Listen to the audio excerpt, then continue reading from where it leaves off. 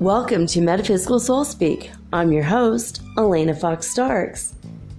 Hi guys, how's it going where you are?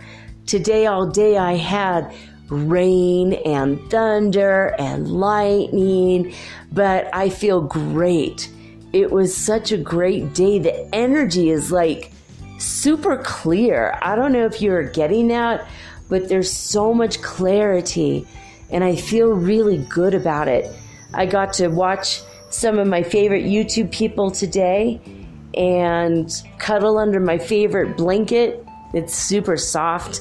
It's kind of a turquoise color. Oh, it's so pretty. Has fake lamb's wool on one side. I got it in Peru for like $9. It was just the best bargain ever.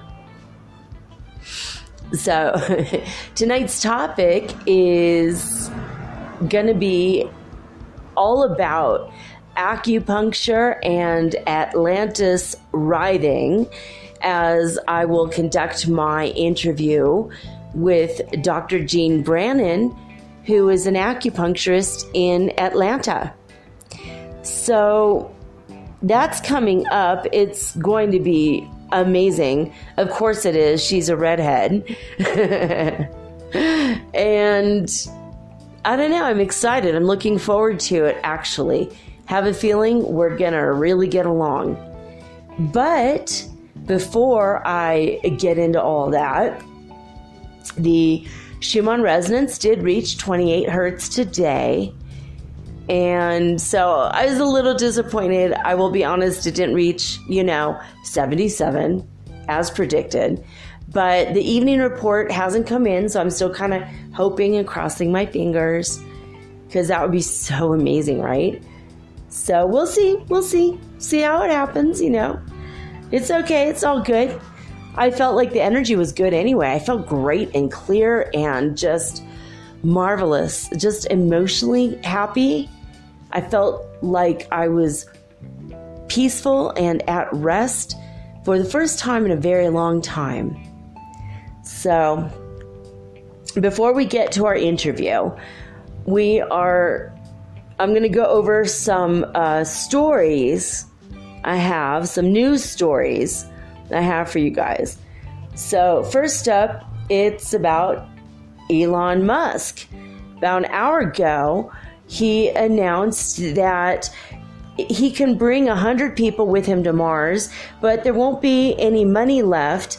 And he has made an executive decision, and he now plans to make mud huts out of the Martian dirt when they get there for 95 people.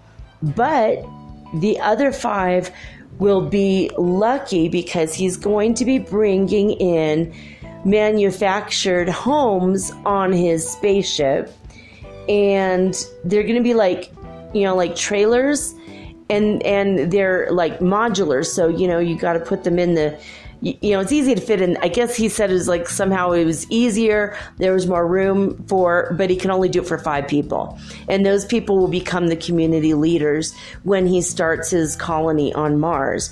Thought that was very strange, and I thought, boy, with the mud and I don't know. I kind of want a mud hut myself, but a Martian mud hut, that would be kind of cool. But he said, to further along in the story, that he did decide that he was going to commission a small factory in Hong Kong to make rubber socks that will be custom made for the feet of the people there, so that when they do make these mud huts, and these rubber socks are expensive, it could be like $1,000 each. So that's like a lot of money. But he said it would be worth it because he wanted people to avoid any foot fungus that might be in the Martian soil. So he anticipates there may or may not be fungus present. We just don't know, and we wouldn't know how to treat it. So he decided, instead of sending all the modular homes, they're going to make 95 mud huts, and to make them you have to mix water and mud and whatnot. Probably straw. I have no idea how he's going to pull this off, but he's kind of crazy. That's Elon Musk for you, right? But crazy in a genius sort of way. You know what I'm saying? Well, anyway, in my next story, scientists have created a new kind of contact lens. This one is pretty interesting. A group of scientists in Helsinki, Finland, have gotten together with a group of scientists in Tokyo, Japan, and they have decided to create the next best thing to wearing night vision goggles. They have created a new contact lens that will be able to see not only ultraviolet light, but also infrared light. And it's not going to be available to the public till 2023, but in the next year, they are hoping to infiltrate the fishing industry with these so that fishermen can go out at night and thereby make double their money. They can fish at night because they can see through the water to see the infrared light. And they were excited about the ultraviolet light contact lenses because that will help us to see 5 new colors. How cool is that? So let's see here. My next story I wrote down was a committee in Australia, a committee of professors and humanitarians and activists for humanity have decided that it's not really anymore ethically questionable to create a hybrid or at least put in human genetics into animals that will be used for human consumption later on, for food, because they will be creating almost like another species when these hybrid or crossbreed humans, for example, humans and pigs, can be crossbred. And so they feel it's maybe not questionable because they'll be eating themselves. Also, it might be more digestible, they figured. So that will be brought next year before the government of Australia to make a decision whether they will go forward with this program. Also, this is in really recent news. God, this just happened 22 minutes ago. This is pretty exciting, guys. An ET life forms have landed in a giant white UFO on the White House lawn. They have said that they're going to take over in a presidential capacity because of the lack of leadership in the White House and because of all the bad past judgments. They feel like if this continues to go on, there will be a likely resulting, in the worst case scenario, nuclear annihilation of our planet's future. And well, they said they basically need our planet's resources. And also, this is just a great way station for when they're going, from point A to point B in the universe. They also said further that what the Trump administration has resulted in at worst would be the nuclear annihilation, but at best, basically, well, we've had bad morale, haven't we? So something like that. I can't remember. I didn't write it right, and I can't really read my writing, darn it. Well, anyway, so they did say, though, that because of our bad morale and our emotional sadness and our depressiveness, they believe that this has led to the several weather disasters in the United States of late due to our collective unconscious or collective subconscious just being downright depressed. So anyway, that was my news stories for today. And in personal news front, I was contacted this morning very early by one famous Neil McGinnis.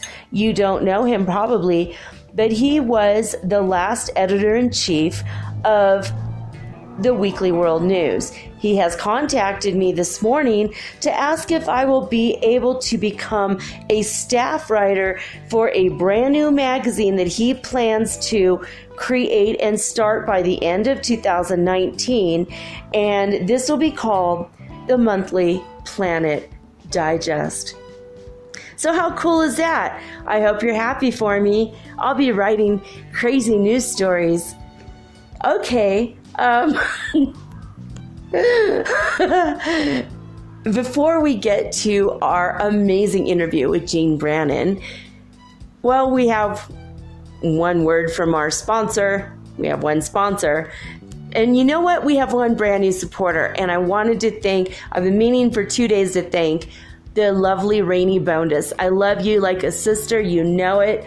Thank you for supporting me in my crazy Heyoka Wisdom Metaphysical Soul Speak podcast. You are my sister, my comrade, my fun friend, and I love you dearly. I hope you're having fun over there in Hot Springs, Arkansas, having some lovely adventures. And I wanted to thank you for being my most recent supporter. And I wanted to let you know, guys, before we get to the interview and the next commercial, only commercial, I wanted to let you know that if you did want to make a contribution to the show, please feel free to do so at metaphysicalsoulspeak@gmail.com over PayPal. So you go to paypal.com, and when they say who's your recipient, it's metaphysicalsoulspeak@gmail.com. If you don't feel like going through anchor.fm/metaphysical. So also contact me that way. Use either one of those to contact me for notes, comments, anything you want to talk about. And let me know if you have any show ideas, especially show ideas are always welcome. Anyway, I will be right back after this message. And coming up is Jean Brannon.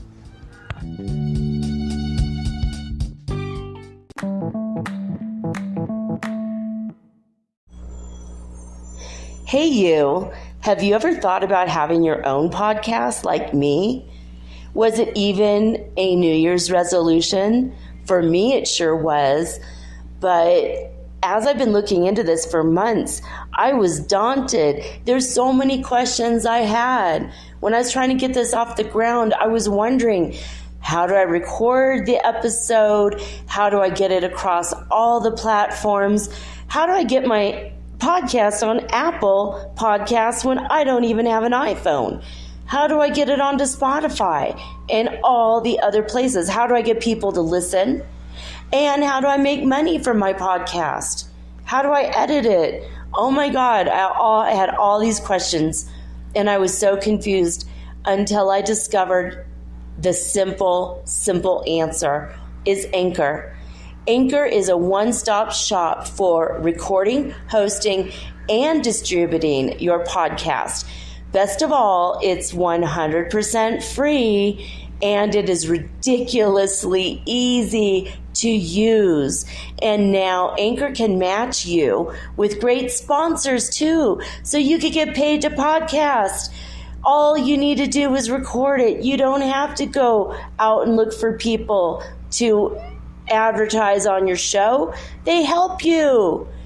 So basically what I like about podcasting is I don't have to have a video of myself. You don't know if my hair is dirty or if I'm still in my pajamas or even if I'm wearing makeup. Haha. And it's so easy. I could do this from the comfort of my own home in my living room using this amazing app right from my cell phone. So easy, right?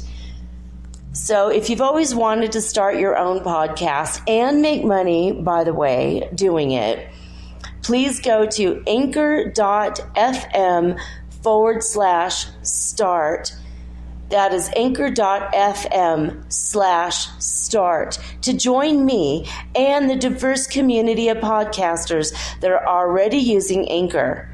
Again, that's anchor.fm/start. I can't wait to hear your podcast, and I can't wait to favorite you. Woohoo! Let's be broadcast podcast buddies. I'll see you there.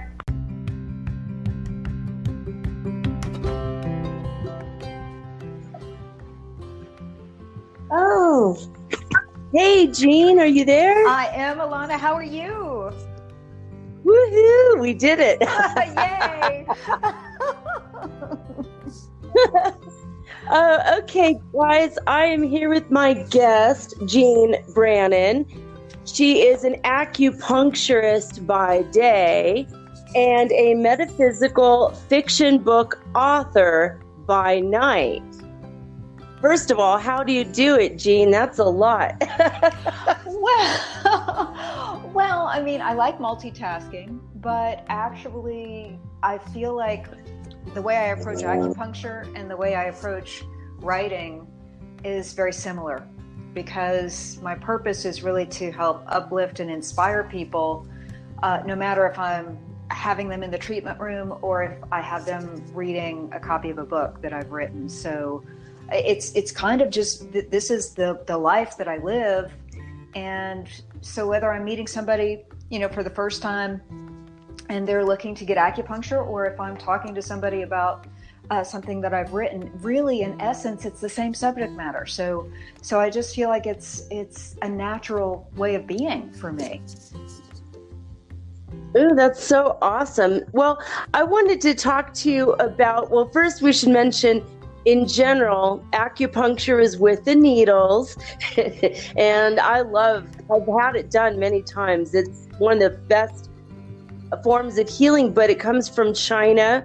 It's very, very old, and it works with meridians. Can you explain to my audience what the meridians are and what they do, and how are needles involved with that?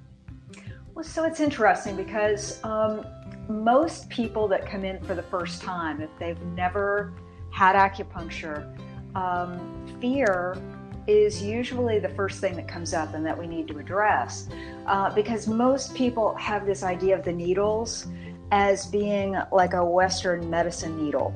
If someone has if someone's ever donated blood or anything like that, they feel like it's going to be that type of experience. But the needles that we use as acupuncturists are so tiny. The diameter of the needle is smaller than that of a human hair, and they're actually very fragile. Yeah, they're really, really tiny. And so a lot of times, if I'm sitting with somebody for the first time, I just really want to try to make them comfortable. So I can show them a needle. I can actually demonstrate putting a needle into myself so they can actually see the process and how it's manipulated and how it's removed. And for a lot of people, that just alleviates any concerns about it. But I also, when I'm talking to somebody that's just really unaware about acupuncture or how it works, for sure, it's been around for thousands of years, and we usually have this come up in the conversation where I'm basically pointing out, if it didn't work, if there wasn't something to it, it would have died out a long, long, long time ago. But in essence, what we deal with as acupuncturists, we're working with somebody's energy pathways, which it's an invisible form of an energy grid that exists throughout the body. And the polarity, the energy changes within those meridians at the fingers and the toes. So in essence, we are these bioelectric beings, and acupuncture is just tapping into certain mapped acupuncture points that are shown to be super active along those bioelectric grids. And so in essence, when we tap in to one of those acupuncture points, what I like to tell people as an analogy, it's sort of like you're allowing me to play traffic cop with your roadway.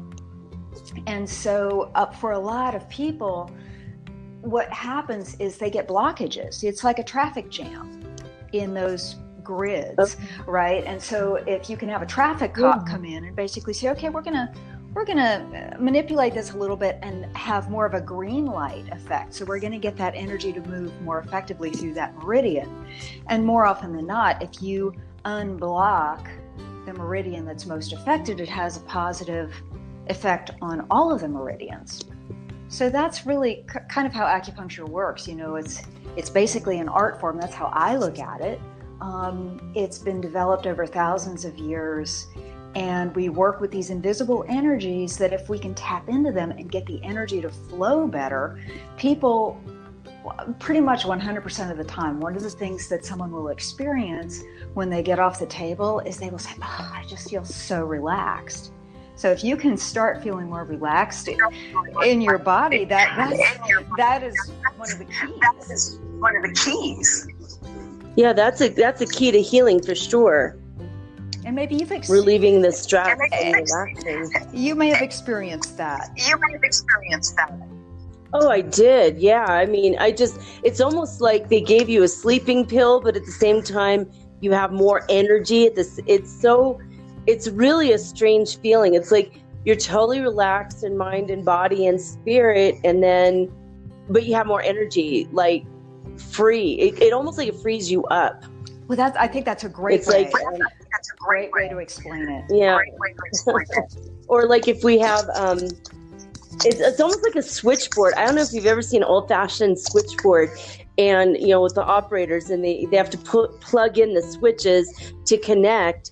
And I feel like maybe if we connected all of the switches that we needed to connect, now we feel good, relaxed, happy, functioning on all levels. That's exactly how it works. Yeah, exactly. Okay, good.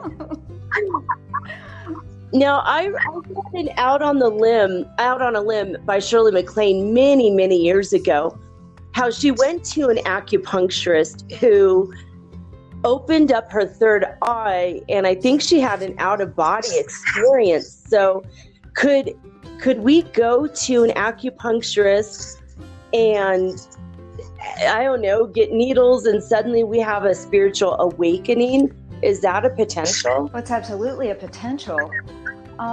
So what I like to talk to people about, and I get this a lot because I do chakra balancing, I do other things in the course of a treatment. It depends on what somebody's coming in and wanting to address.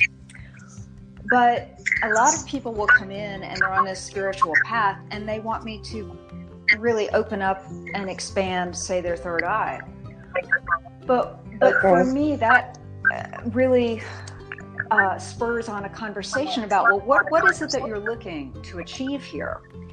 And in my experience, it's usually better to work with grounding and centering a person and working with those lower chakras, maybe like the Earth Star chakra that's just below the feet, and working with getting the energy grounded, because truly, if you open up some of the higher chakras without first being grounded, some people don't handle that very well. And they can be spacey, or that can, if someone is prone to anxiety, that can actually feed an anxious reaction in certain people. So for me, I like to try to start with, hey, let's get you grounded and centered and more balanced first, and see how you feel once we do that. And then we can move from there. But to me, I really feel working with those lower chakras, first of all, it's where most people don't want to go. A lot of people, a lot of our messier stuff is like first, second, third chakra, right? Or the lower chakras. And so in essence, that's dealing with family issues or tribe or sexuality or self-empowerment. And a lot of times we just want to feel good. We want to be like having these dreams, and we want to see unicorns and rainbows, and there's nothing wrong with that. Nothing at all. But to open up the third eye, if you haven't first addressed becoming more centered and grounded, I find sometimes it creates more problems for people. Right, I agree. It's also like your sense of identity, and if you don't have a good self-esteem or confidence, that's like the third chakra. And then also if you've had a breakup in a relationship that was romantic, there's more and more is added on, and then it's piled on from childhood stuff as well. And that's like the messier stuff. I think most people are dealing with that these days, more and more. Absolutely. Like we're just taking out those layers as we raise up and go up in vibration to the 5th dimension. And as we're ascending now, it's like all those old wounds are coming back. And then there's also the wounds from our ancestors. It's in our DNA. Do you work with that as well? The ancestral stuff? Well, I do. Basically, when somebody comes in to work with me, that's one of the first things I ask them. What do you want to work on? What do you want to focus on? What do you want me to focus on? Because if we bring a united intention toward a goal that this person has, then that's a very powerful place to come from. So it really just depends. If someone comes in, for instance, and to me, this is the beauty of acupuncture because it's versatile. If somebody comes in and they have shoulder pain and they just want to deal with shoulder pain, that's totally fine. We can just address the shoulder pain. We don't have to get into the underlying reason why they have shoulder pain. But if somebody's coming in and basically saying, hey, I have this shoulder pain and I feel like this is evidence of my evolution being blocked, can you help me with that? And so the answer is yes. So it really just depends on what somebody wants to focus on. Yeah. Okay. I'm a hypnotherapist, and I do body syndromes, and I work with people like if they have something in a part of their body. I could say, well, it's your legs, so you have flight syndrome. You know, you want to run away from something, but you can't, and you get a block energetically, and then that happens. So then I can work with them with Reiki and hypnosis, because I used to have a practice years ago. Now I'm just doing my podcast, and I'm living in Ecuador. Which is awesome. Yeah, thank you so much. You have to come down. This Tanka has won 20 awards in the past year in international awards for places for expatriates to live. Oh, that's fabulous. Yeah, there's a lot of expats here, and there's a city called Vilcabamba that I've been looking into, maybe eventually moving there. And there are so many light workers. There's a lot of, like a huge community is starting up. Hey, I'm packing my suitcase. It sounds like fun. Redheads, so redheads unite. Well, I don't know. On the cover of Atlantis Writhing, which is my book, there's a redhead prominently featured. So yeah, I'm in that group. Well, to be honest, your publisher wrote me and sent me the picture of the book first. So I went, well, why does she have me on the cover? That's awesome. That's so awesome. She's taking a picture of you, and I'm like, oh my God, there's my sister.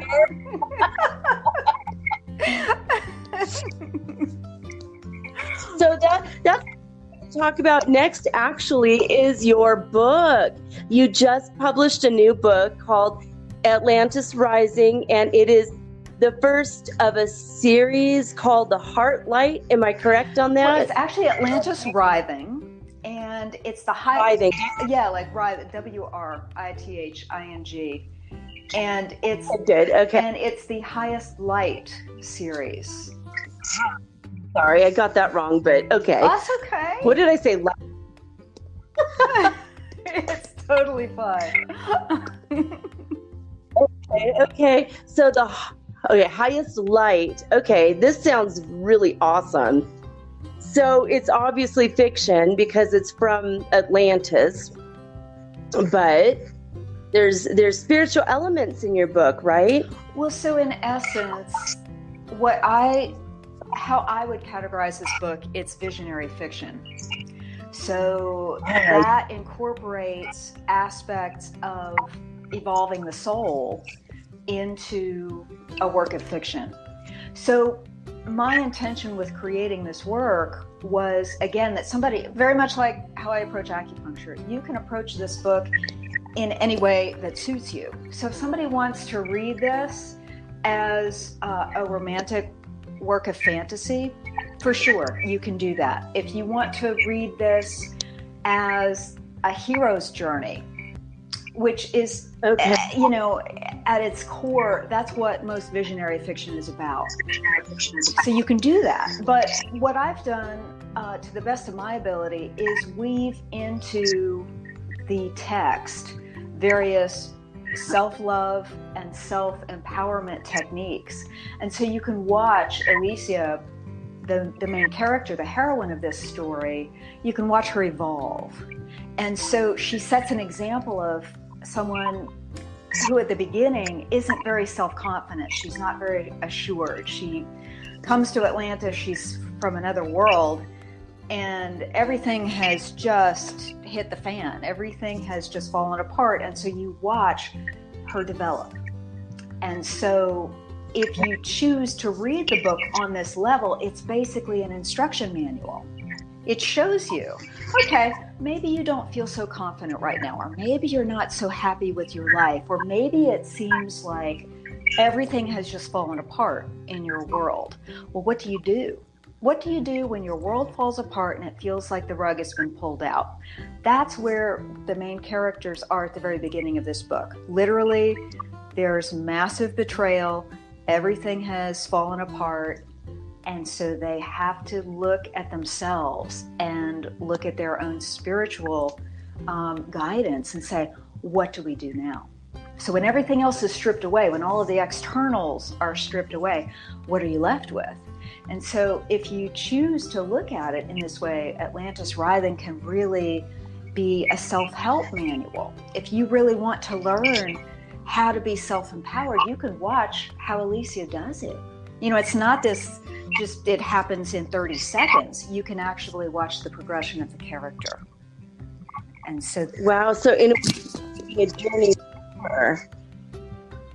I'm sorry, what was that? Is that so in a way you're taking, I just get so excited about this. Okay, so you're like taking a journey with her, and it's not like telling you should do this, you should do this, you should do this. It's like she's doing this, so it's very gentle approach to helping build your own self-confidence. That is exactly the point. And so one of the themes throughout this book is what I'm really hoping that people can embrace from this work, however they choose to read it, from whatever level, is to let go of judgment. Because again, going back to acupuncture, or if I'm in the treatment room with somebody, or if I'm writing fiction, to me, the biggest stumbling block that we have is judgment. We have these preconceived notions about, well, it should be this way, or I have this judgment about you or about this situation, or this is different from me, or how I think, or what I believe. And so different things keep coming up in this book. There are a lot of plot twists that come up, because the whole point of me doing that, not only to make the story hopefully interesting, but it's to really get people to think and to kind of shake people up a little bit. It's like, what do you really believe to be true? Do you put your opinion and your view and your idea of what's right, does that override everything? Do you give your power away to others? If someone in authority questions you, do you automatically say, oh, well, that person has more authority than me? Or do you sit back and maybe observe the situation and say, my inner guidance is telling me this. My own intuition is leading me here. And so that's what I want people to question. What do you believe is right and wrong? Because what this book ultimately does, I hope, is makes everybody question, at the beginning of this book, I really was judging some of these characters. And I was really having strong opinions about it. But hopefully by the end, even the characters that tend to have more of an adversarial role, or someone that is perceived as maybe not such a nice person, well, are we really going to judge that? Or are we going to maybe look at that person as, hey, this character has come in to shake things up. And this is a way that the universe is working to help these others evolve their spirits. So those are the kinds of questions that are behind the plot in this book. So I really want people to think about that. Oh, that's so cool. I love when fiction has layers to it. It's really incredible. It sounds like an amazing story. So is this your first book, or how many books have you written and published already? Well, this is actually my first fiction book, yes. And so I started writing it in 2013. So it's been through many revisions. It's been through, my publishing company. So Different Eyes and Brains have taken a look at it. So I feel very happy with the fact that it's now published in this form. And so I'm working on the sequel. And right now I am also working on a nonfiction book with the publisher. So that's going to come out this spring. It's actually on the lower leg chakras. So I kind of have these, my first nonfiction book and my first fiction book coming out within about 6 months of each other. So, but that's good. It's all good. That's great.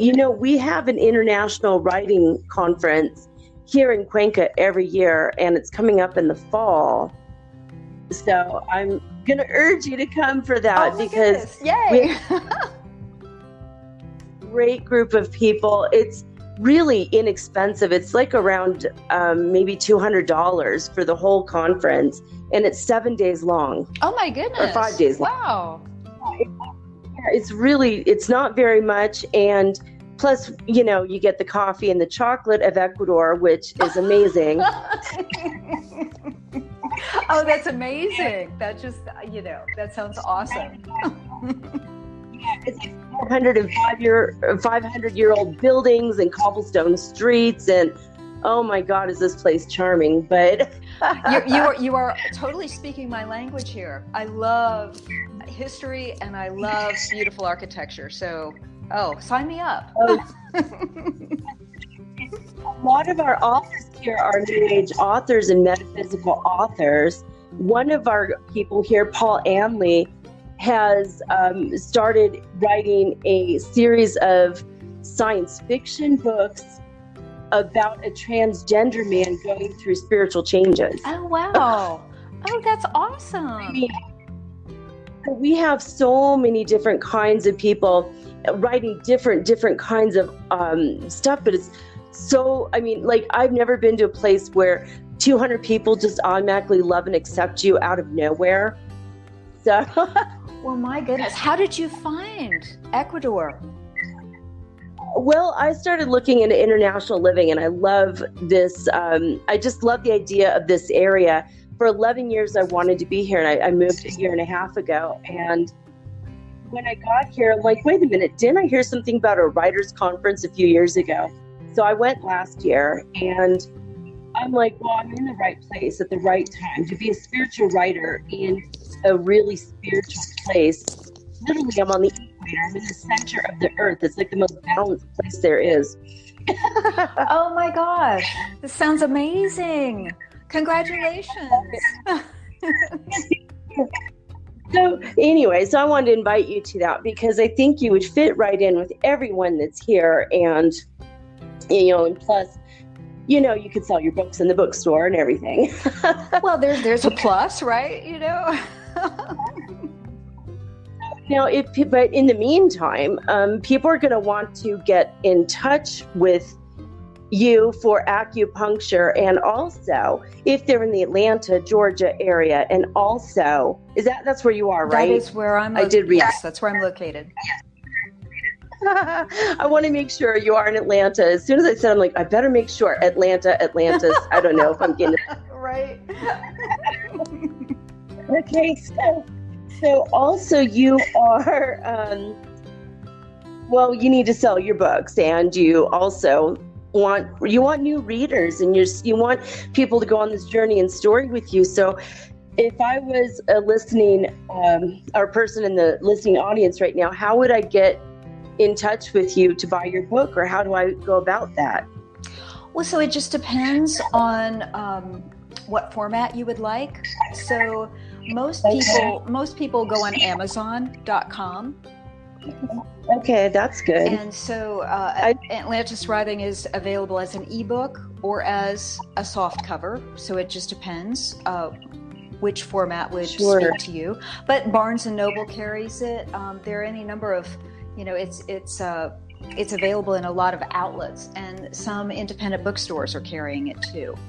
So that's so great. So like if someone is in Los Angeles, they went to the Bodhi Tree, it would probably be there because that's an all-inclusive bookstore. And if it's not, then they can request it. So in the Atlanta area, we've actually approached certain independent bookstores, and they like that kind of thing. Or libraries also.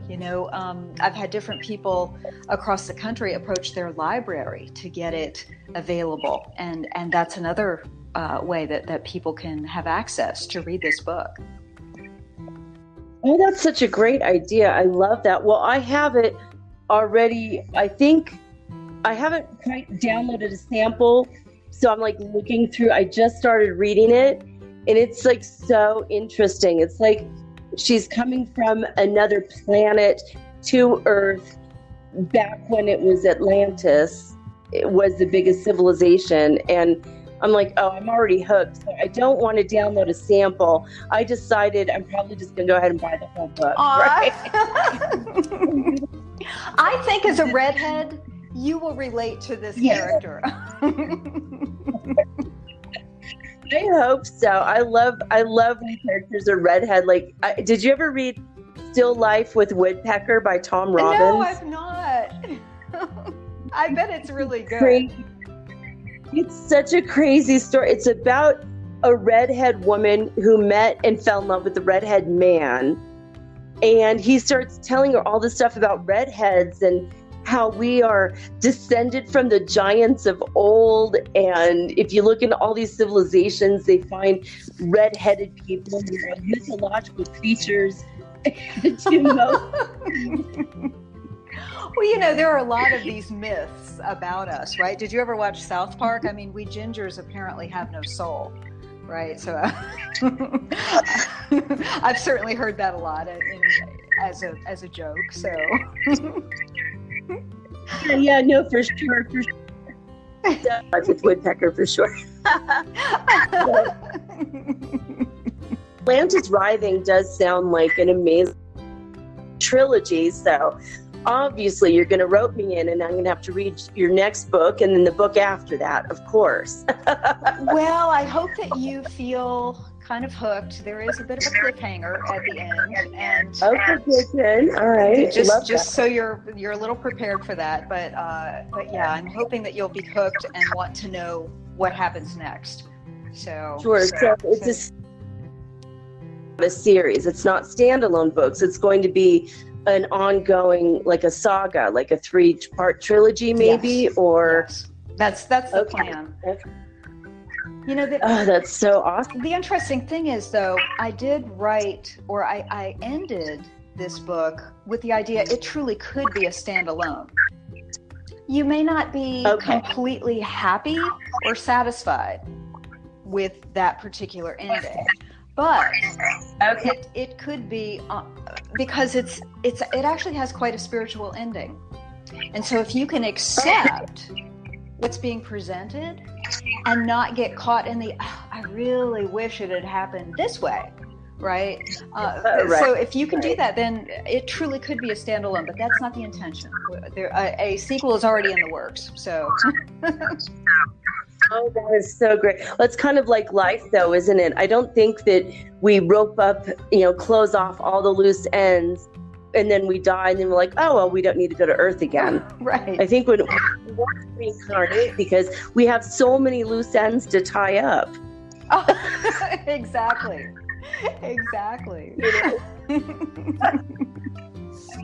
This was my old roommate was Jennifer Holden. She was a famous actress in the 50s, and she was in Jailhouse Rock with Elvis Presley. Nice. And so when I lived with her, she was just struggling to make ends meet. She was taking in sewing projects, and she ended up doing a series of shirts for Wilt Chamberlain because he needed a seamstress. Oh, that's it was like fabulous. Yeah, it was because, you know, he'd come over and my job was to flatter him and tell him how great he looked, so he would order more money to eat. That's wonderful. Oh my goodness. Because he was broke actually too. He had gone through all of his money and he was just still like, you know, well, I think I need a discount on this one, you know? Oh my goodness. It was just like a thrill. But she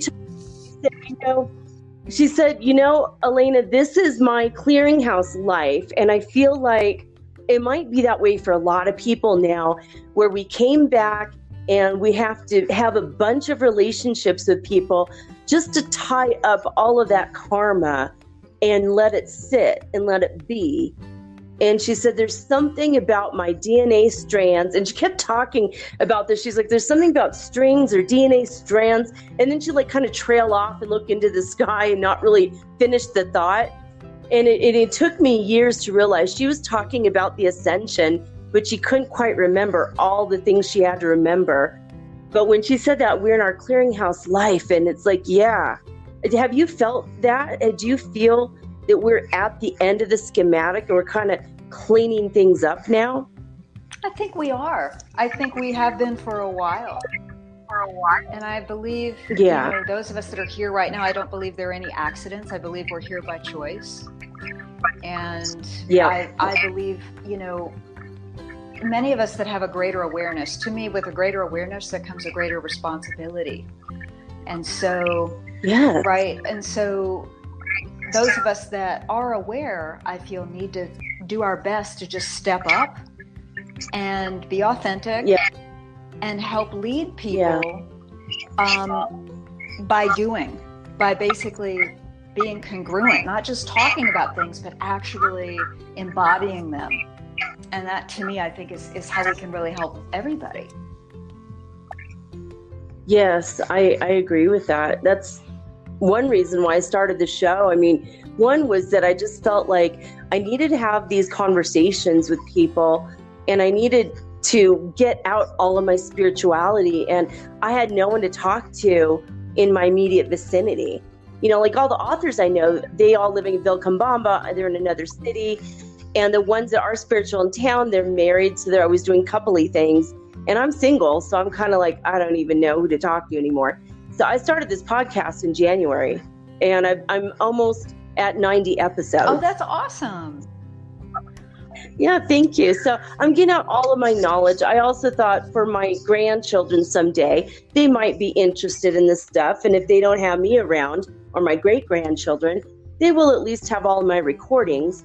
Because I have some where I'm telling people how to raise their kundalini, and what that feels like and what to do if it spontaneously happens. Because a lot of people are waking up right now and they don't even know what to do with that. I've had people tell me I was scared to death. I felt this thing in me and I freaked out and it stopped. And I'm like, oh my God, no, raise it up.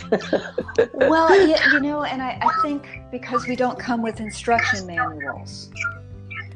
Right? And so, yeah. So a lot of people, well, I get so many people that come into the treatment room and you know, I always tell people it's like Vegas. What happens in Vegas stays in Vegas. So people can talk to me in a confidential manner about these things, about their deepest fears, about how awakening experiences can really rock people's worlds, especially if they have no idea what's going on. So, and that can create upheaval in families or in relationships or in jobs.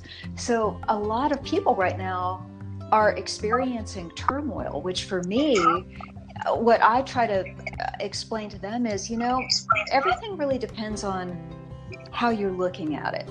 What is your lens of perception? How are you viewing this experience? And I feel all of these somewhat traumatic or turbulent issues are coming up, it's just the universe basically saying, hey, there's some growth happening here. It's like the butterfly emerging from the cocoon. Yeah. Right. And so there's a bit of a process to that. But if you don't know that that's what is happening, it can be really scary. So a lot of people, I would say within the last year, I've had a lot more people coming in with anxiety than ever before. I've always treated a lot of anxiety and depression and things like that, but it's really been much more rampant in the last year. And I really think it's a direct correlation to this type of energy shift. Right. I mean, people are starting to wake up, and then, what happened when we went through our spiritual awakenings? It's the same. That dark night of the soul comes in, and all hell breaks loose. Well, it does. And, in essence, a lot of times things fall apart and break away. And those of us that are on this path, it's like a type of vision quest, because inevitably at some point you're probably looking around saying, why am I alone? Why does it seem like my friends have been falling away? Or why did this relationship not work out? Or, this job isn't working. And it just seems that a lot of the old paradigm really has to crumble. And if we can embrace it as, okay, you know what, that's just the cocoon falling away. And if we want to emerge as a butterfly, well, you know what, the old cocoon doesn't serve anymore. So that's exactly right. And so I kind of feel like that's why, if we can forget that we were in the cocoon and start looking at life as, we came out, we're a butterfly, look at these wings. Hey, we can actually fly now, right? So it's a different perspective. Right. You just gave me this weird image of like when you're a caterpillar, how many legs do they have? Like, I don't know, 12? I don't know how many legs they have. They have a lot, though. They have lots and they of probably legs, right? But then when they come out, if their perspective is only to look at their new 6 legs, and they're like, what the hell? I was asleep for how long? Right. And think about that, too, because the wings are on the back, right? And so if you think about it, maybe initially they're looking at the loss of the legs as opposed to the gaining of the wings. Exactly. I mean, the universe has got your back and it will lift you up, but you don't think to look in the back of you. That's exactly right. To see the universe lifting you up. You're just like, oh, damn, why do I have it on my leg? Right? And so it's also why I really think it's beneficial whenever we get in. So see, that's a judgment. And that's where I get back to, I really think so much of what happens to us, is if we start looking through that judgment lens, we've really closed down our world. And so it's really usually in our best interest if we can just back up from that a little bit. If you back up from it to where you can have a more objective view, then you also gain more of a 360-degree view of what's going on. And you're not just looking at this little tiny slice that the judgment allows. You're actually able to see more of the panoramic view. So yeah, always, I think, try to back up, look at it more objectively. I think that helps us, and it helps everybody else too. Sure. I've always told my kids when they were little, especially like when they were being negative or just seeing the bad in a situation, I would say, look, you have to be like a miner. And a miner has a little hat with one light on his forehead. And when he first walks into a cave full of gold, he has to watch his steps. So the first thing he's looking at the dirt path inside the cave, and all he could see is the dirt. Don't be the miner that only sees the dirt. You got to lift your head, and the light will shine on the gold as soon as you stop looking down. Absolutely. And I think that's also how we can help each other. Because if there's another miner right there, then the other miner has another light, and that light can be shown ahead. It's like, okay, it's not just, one miner. It's not just one of us in the world trying to face all of this. So I feel like that's how community can help us. Basically we're coexisting here. And the more that we can create that community, the more that we can shine our individual lights for each other. I mean, it's win-win. We help everybody. I agree so much. I mean, we have so much responsibility, but it's not ours to burden alone. And as we're lifting everybody up, I mean, there might be 1,000 voices, but the listener might only really relate to one of those voices. So if I'm not the right voice, maybe I could go, hey, go talk to Jane Brannon today. She might have a better perspective than me that you relate to. Well, and that's true with anything. It's one of the reasons why, as an acupuncturist, I have a lot of different types of practitioners that I will refer people to. So let's say someone just feels that acupuncture is a little too invasive for them. I work with a lot of very, very energetically sensitive people. And if acupuncture feels like it's just too intense, well, sometimes a massage therapist or a craniosacral therapist is a better fit. Or maybe that person needs additional support. So in addition to acupuncture, maybe they need a chiropractic adjustment, or maybe they need a Swedish massage. There are any number of modalities that can work very harmoniously together. And we all have these little, I like the miner hat, and we all have these little individual lights, right? So we can, if one light isn't illuminating the part of the room that feels right for a particular person, well, there's somebody else's light that can illuminate it and help that person to turn on their own headlamp so they can see the way forward for themselves. I think that's key too. Right. This is so awesome. I'm so glad that you came on to the show, and we had our little flip up that happened the other day. It wasn't the right timing. That's the problem. I mean, we were right at the end of Mercury retrograde when we're trying to schedule. Right. And I just, this doesn't happen. I understand why. I'm trusting the universe, but now, thank God, Mercury has gone direct, and that's why we're talking now. Yay. Versus, yeah, it's just the whole divine timing thing. I mean, I'm sitting here, I want to advertise my podcast, and God told me, wait until April 5th. And I'm like, okay. Oh, well, we'll see. There you go. And then I'm going to advertise this in a big, big way. I just got on iTunes like a few days ago. Finally, it took months to get on iTunes. Oh, that's beautiful. Oh, congratulations. Yeah, now people can say, Siri, please turn on Metaphysical Soul Speak, the podcast. I love it. That's awesome. I didn't even know that existed. They literally wrote me a letter saying you can do this now. And I'm like, oh, wow. Well, I can't have. I had no idea about Siri, but okay. Is Siri a big thing in Ecuador?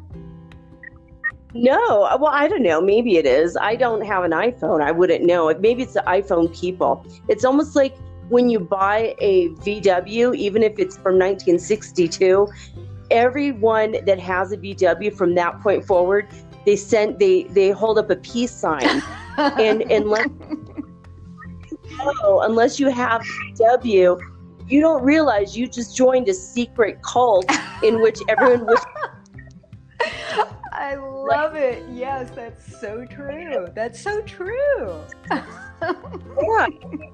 It doesn't matter what your passion is. I mean, I love old houses. So anyone that is renovating an old house, I'm in the club. It's like I'm an old house nerd. It's like, no, tell me about the issues of, changing this or transforming that or looking for authentic hardware, right? It's like everybody that's in that little, family understands. Suddenly you're giving each other links to the best glass doorknobs. Yes. Yeah. I have that was built in 1924 in Detroit. I overlook the mosque that Malcolm X fixed or started. Oh, really? Oh my gosh. I'm 6 blocks to a 400-year-old church that Harriet Tubman helped the slaves escape coming through the Underground Railroad. Oh my goodness.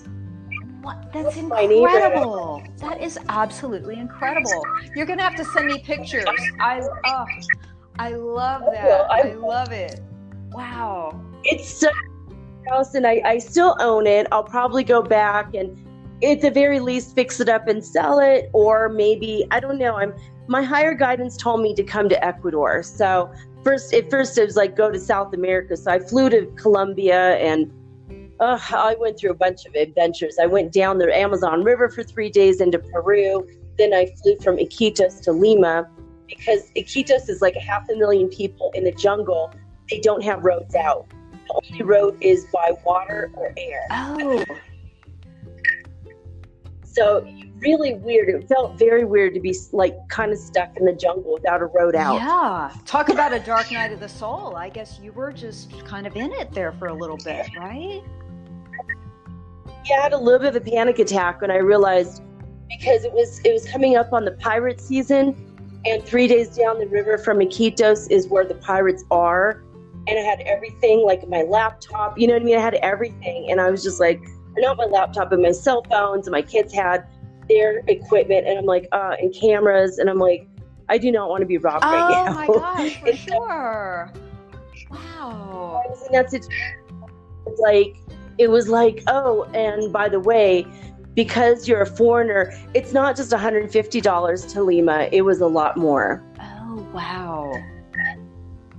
I'm like, oh my God, and because all the agencies have all their prices advertised, and then they go, well, that's for Peruvian citizens, and you're a foreigner. And it was just like, they had me over a barrel, and I'm like, I gotta go. I gotta get out of the jungle. Oh my goodness. So you just kept following your guidance, right? Yeah, I did. But I knew to go down to Iquitos, and when I was there, if you go back and listen to my old episodes from a few days ago, I was approached by the spirit of an anaconda. It had been going on for many decades, where I keep having these snake dreams. Well, I finally met an anaconda in the jungle, and he was about 10 feet long. His head was as big as my head, and he looked me in the eye and gave me his snake magic by staring at me and into the eyes. And snakes never do that. They have eyes on the side of their head. You know how hard it is for snakes to look directly ahead? Oh, wow. That's powerful. That's very powerful. Yeah, I'm a spiritual shaman also. So, I mean, I gave my life over to God like years and years ago, not in a religious way, but in a spiritual way. I said, look, I want to be an instrument for you. You tell me where to go, what to do. Give me an amazing life. Please, if it can include travel and free money, that would be great. I will do whatever you want. Well, my husband died, and I ended up getting his retirement to raise the kids. Free money. I'm like, oh my God, I didn't mean that. Right. And that became like kind of, oh my God, the crushing guilt. But I'm like, I'm following you.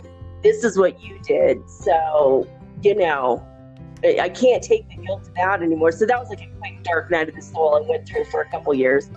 And then after that, he said, so go to South America. And, like in Colombia, I had to heal people. So I went to a hostel where people were doing a lot of drugs.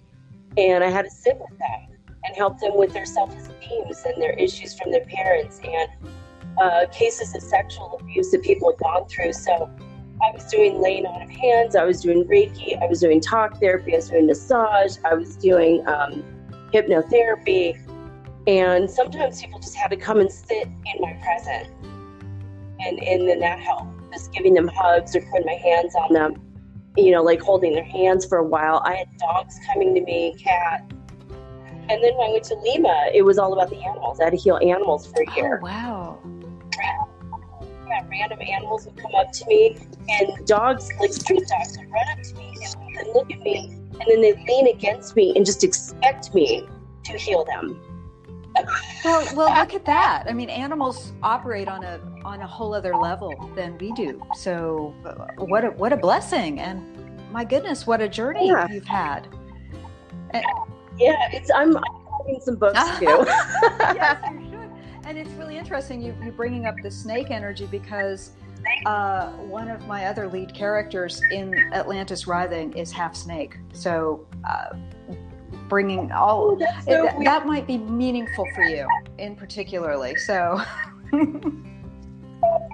for sure. I want you to go back. I know you probably haven't heard this episode, but I do talk about snakes a lot. This last month has been a very snaky month. I love it. I'm on board. I'm a snake girl. It was like the one animal. I just did an episode on totem animals. I said I loved and accepted all of my totem animals except for the snake because it scared the crap out of me. Right. But now I'm okay with it because of what happened in the jungle with the anaconda. That was kind of like my final test, to come face to face with this massive creature that he could have struck me down and killed me in 2 seconds. But instead he gave me his snake magic, and it was like, okay, cool. That's and I fabulous. That's just fabulous. Yeah, I mean, just to hold a creature like that was just, it felt so beautiful and natural and magical, and I literally had zero fear until like a few days later, and I'm like, what the hell was I thinking? Right. But in the moment, you knew it was okay. You knew it was okay. Yeah. Exactly. I mean, walking at night and doing a jungle hike at night, oh my God. Like we encountered giant tarantulas, and we couldn't see. There was literally no lights in the jungle. And we came across a little bridge, and as we're crossing the bridge, we could see the eyes of the caimans watching us. There might have been crocodiles or alligators, those kind of creatures. And it was just like, why the hell am I here? This is like very, very wrong in 2 seconds. Oh my goodness. Oh my goodness. There's cockroaches in the jungle. Most people think that cockroaches are an urban nightmare. They're apparently just a global nightmare. I wonder if they're bigger than the urban variety. They're like kind of medium size. They're not really that much bigger. They're not like the big water ones. But I saw natural, like they literally our guides went looking for cockroaches to show us the jungle cockroaches. And we're like, why would you even show that to me? I don't want to know that exists. Yeah. Yeah, it's like I didn't really need to see that, but now that you know, actually, I mean, see, in my mind, I was imagining, they must be like 6 inches long. So, see, I'm actually relieved. I'm good with them. Well, they're the ones the tarantulas were big, but they were normal compared to other tarantulas. They weren't overly enormous. They weren't like, primordial millions of years ago. Big. Right. It wasn't the T-Rex of tarantulas, Oh my gosh. So, okay, let's see where we are on time. We are almost towards the end of our time. So, do you have a website? I believe you have jeanbrannon.com. I do, right? And there are blog articles. There's information on there. I try to provide helpful tools for people if they just go on there and they can read about ways that they can self-care or learn about self-empowerment. And there are links to the book, and there are explanations about the healing aspects of the book and that kind of thing. So yeah, but there's a lot of information on my website. Oh, that's wonderful. And also a mailing list, right? We could join your mailing list and get updates when you blog. Absolutely. That is available. Just going on www.jeanbrannon.com. Can you spell that for us? It's JeanBrannon.com. Awesome. I am so happy that you came and talked to me today and my listening audience. And I feel that when you publish your next book or when you're getting ready for your launch, let us know so we can pre-order the second book in this trilogy. I would be honored, and I thank you so much. I I just feel so blessed to be on Metaphysical Soul Speak, and what a great conversation. I want to hug you. Here's a virtual hug, because I just feel that interconnectedness. So thank you. I just so appreciate being on here. Oh, well, for sure, virtual hugs now. I'm going to keep hounding you until you get here for the conference. I am going to look into that. I'm excited. Hey, I have a passport. I'm good with that. Yeah. It's so awesome, and we always need more and more spiritual writers, and we're always so excited when new people come with the spiritual stuff. And I mean, there's some pretty cool people down here.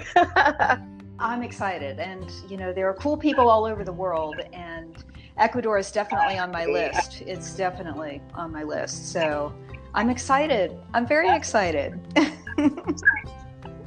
I'm a citizen. Atlantis on my list, by the way. I have to go see the architecture there, because for me, old houses, oh my God. I don't have time to get started on it, but yeah, I do too. I'm the same as you. Well, I love the old. We could have fun, and maybe I'll meet you in Detroit, because that sounds awesome too. I mean, maybe we just need to do a tour of old house towns. That would be fun. Oh, awesome. I agree. Well, thank you, Jean. Thank you for coming on, and I'm so happy to have met you. And everyone go over to jeanbrannon.com and sign up for the mailing list, read the blog, and check everything out. But right now, I am signing off with peace and love and joy and the high vibes of the holy fifth dimension. Until next time.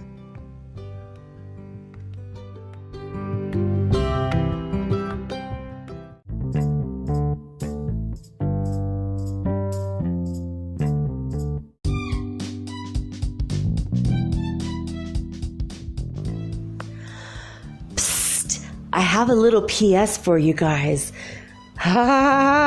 Poisson d'avril.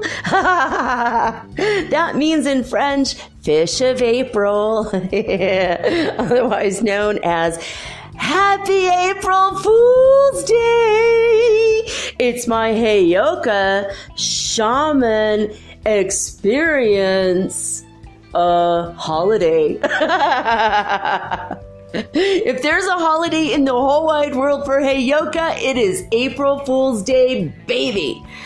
I hope I got you. I hope I had you going with those news stories up front in the first part of my show, because they were some whop whop whoppers. Yeah, I made them up. Actually, I made the first one up about Elon Musk. Sorry, Mr. Musk, I know you're never going to do it that way. You are class all the way. Don't worry. Clearing up the story now. And also, the one about the scientist with the contact lens, that was me. But the one about the disgusting one about the food, the pig-human hybrid meat coming up in Australia, totally made up by my son, Aristotle. He made that one up. He also made up the one about the aliens landing on the White House lawn to take over the presidency. Oh, so sorry to disappoint you guys. Oh, it's so sad, because that was the one we probably wished would actually happen, right? And plus, how cool would it be if we did have a contact lens?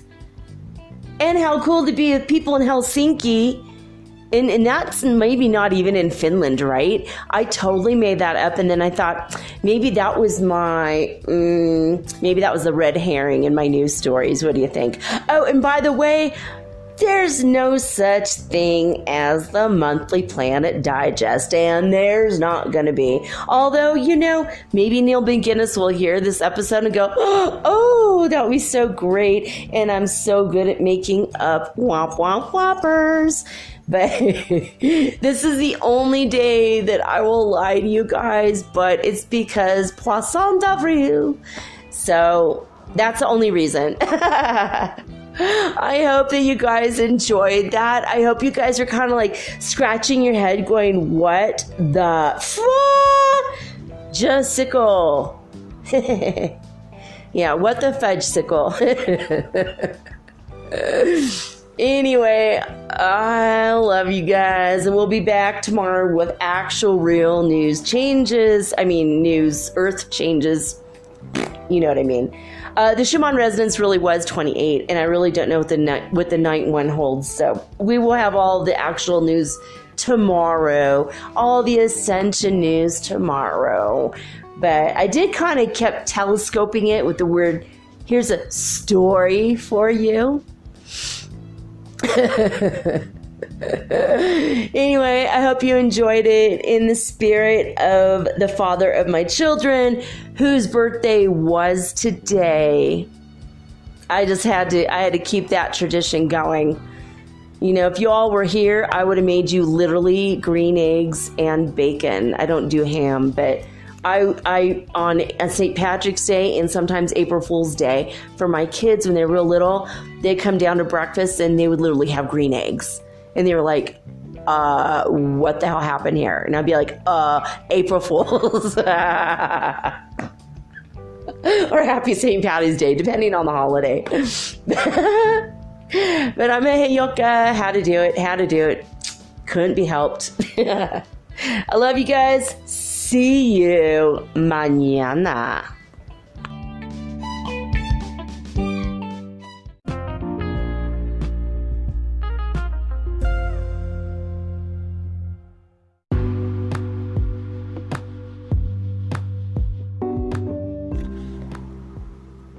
Metaphysical Soul Speak is run on sponsors and listener support.